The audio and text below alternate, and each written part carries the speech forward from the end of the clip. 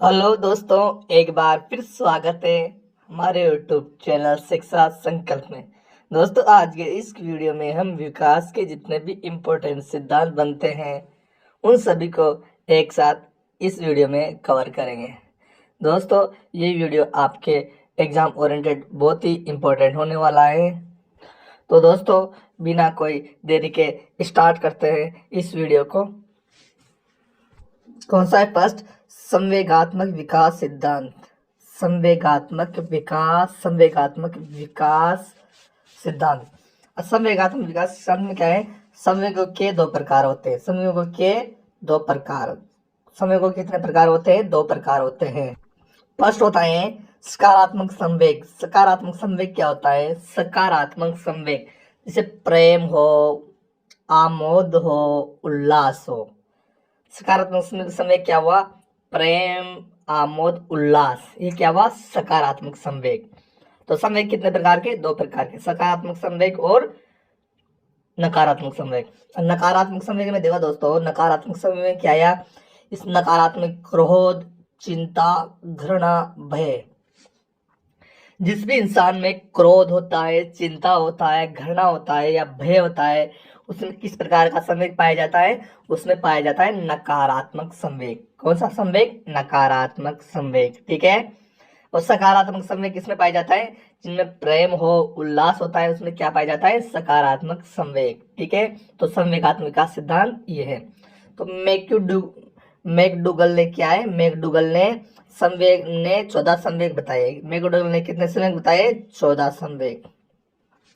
McDougall ने 14 संवेग बताए। कितने संवेग बताए? मैकडूगल ने 14 संवेग बताए। ठीक है। जन्म के समय कोई संवेग नहीं होता। जब इंसान का जन्म होता है उस समय क्या होता है? कोई भी संवेग नहीं होता। ठीक है।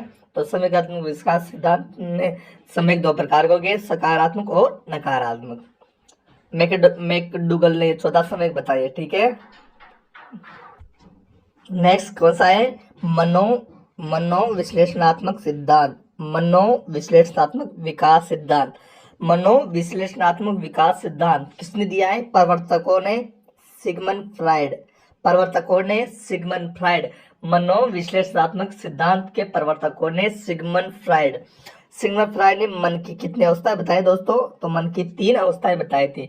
मन को क्या बताया था उन्होंने? एक बर्फ के गोले के समान, बर्फ के या ढेर के समान बताया था मन को। ठीक है। तो सिगमंड फ्राइड ने मन की कितनी अवस्थाएं बताई? 3 अवस्थाएं बताई। पहली अवस्था कौन सी है? चेतन मन। चेतन मन, ये चेतन मन मस्तिष्क के होता है चेतन मन। तो मन का कौन कितना भाग होता है? 1/10 भाग होता है चेतन मन। मस्तिष्क की जागृत अवस्था है क्या होती है? मस्तिष्क की जो जागृत अवस्था होती है वो चेतन मन में होती है। ठीक है।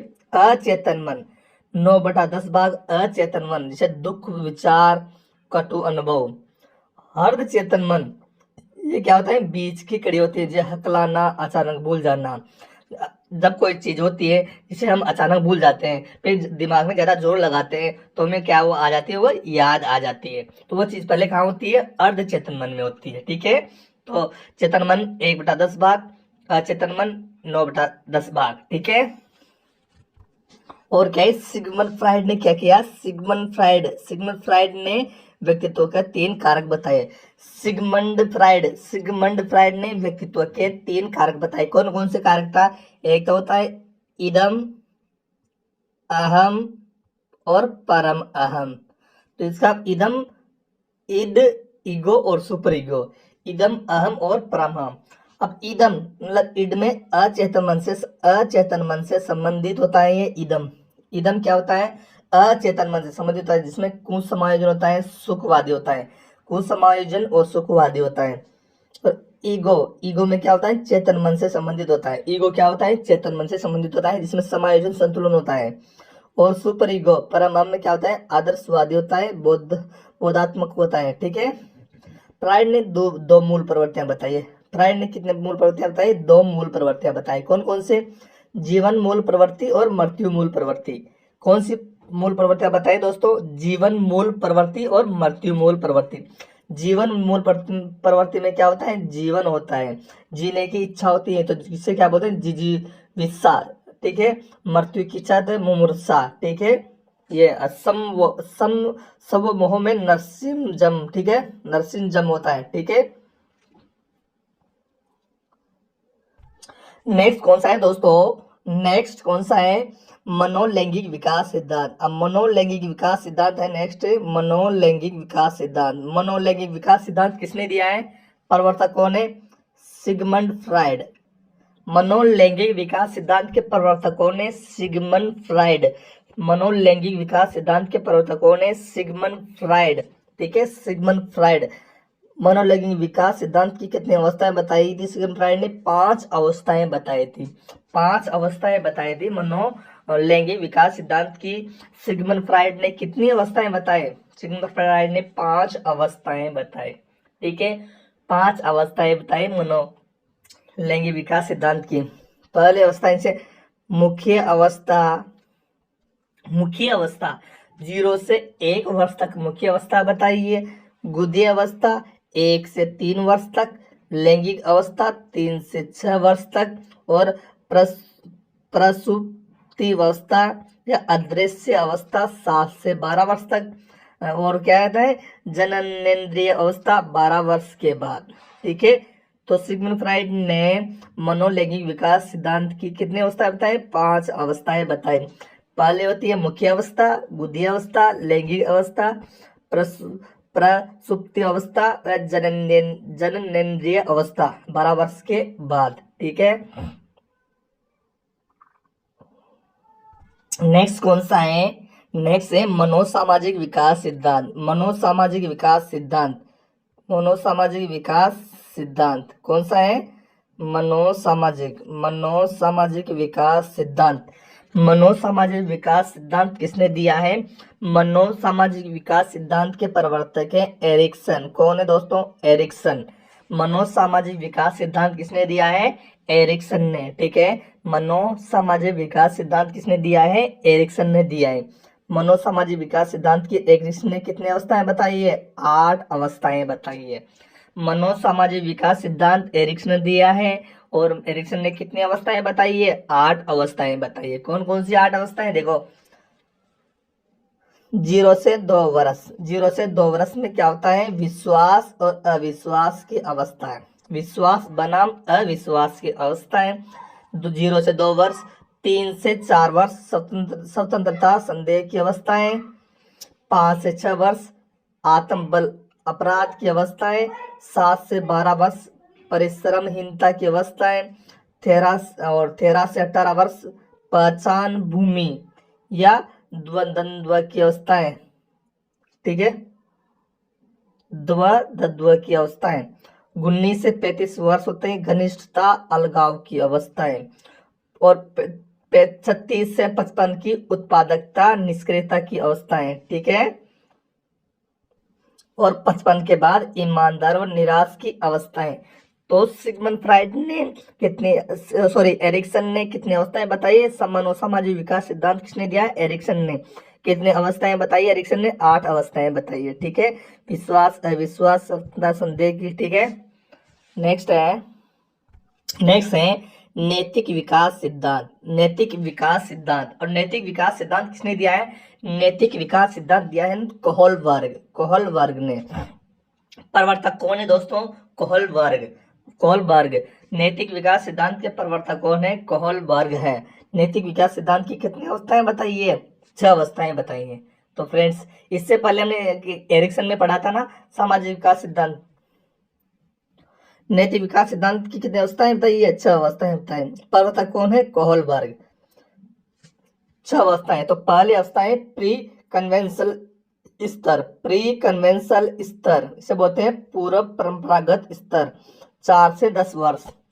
प्री कन्वेंशनल स्तर पूर्व परंपरागत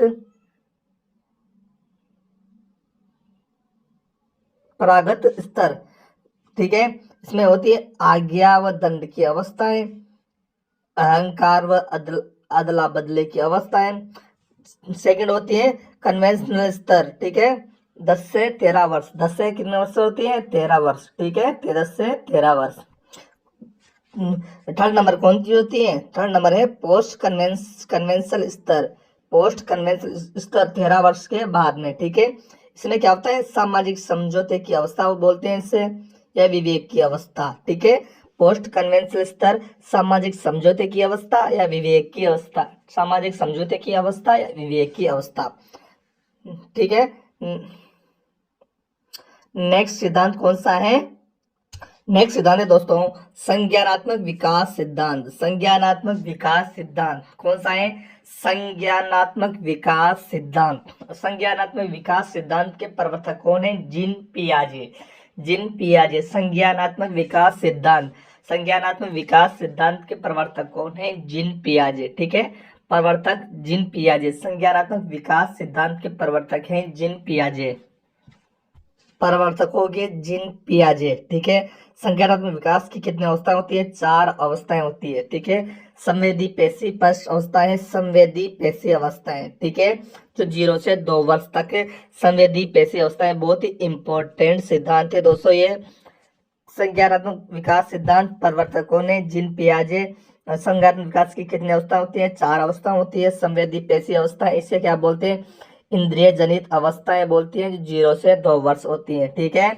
इसमें क्या करता है बच्चा, मानसिक क्रियाएं इंद्रियों द्वारा विकसित होती है, इंद्रियों के द्वारा सीखना, भूख लगने पर रोना, भाषा का अभाव होता है, ठीक है, शारीरिक क्रियाओं, ठीक है। सेकंड क्या होती है, पूर्व संक्रिया अवस्था, संक्रियात्मक अवस्था, इसे अतार्किक चिंतन की अवस्था, 2 से 7 वर्ष अतार्किक चिंतन की अवस्था। इसमें बच्चा क्या करता है, अनुकरण द्वारा सीखता है, अतार्किक चिंतन करता है और अनुकरण द्वारा सीखता है, पूर्व संक्रियात्मक अवस्था, ठीक है।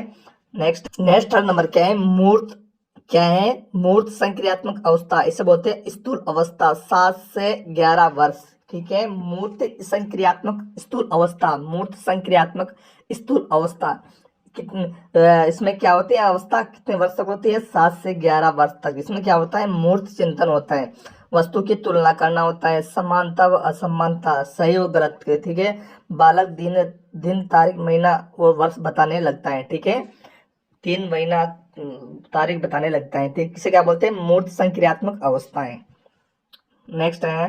नेक्स्ट कौन सी दोस्तों, अमूर्त, अमूर्त संक्रियात्मक अवस्था, अमूर्त या औपचारिक अवस्था, ठीक है, 11 वर्ष के बाद। इसमें क्या बोलता है, तार्किक को अतार्किक चिंतन करने लगता है, परिकल्पना करने लगता है, मानसिक योग्यताओं का पूर्ण विकास हो जाता है, बालक में भाषाई योग्यता आ जाती है, ठीक है, बालक में क्या आ जाती है, भाषाई योग्यता आ जाती है। नेक्स्ट सिद्धांत है दोस्तों भाषा विकास सिद्धांत, भाषा विकास का सिद्धांत, भाषा विकास का सिद्धांत, कौन सा सिद्धांत है, भाषा विकास सिद्धांत, भाषा विकास सिद्धांत।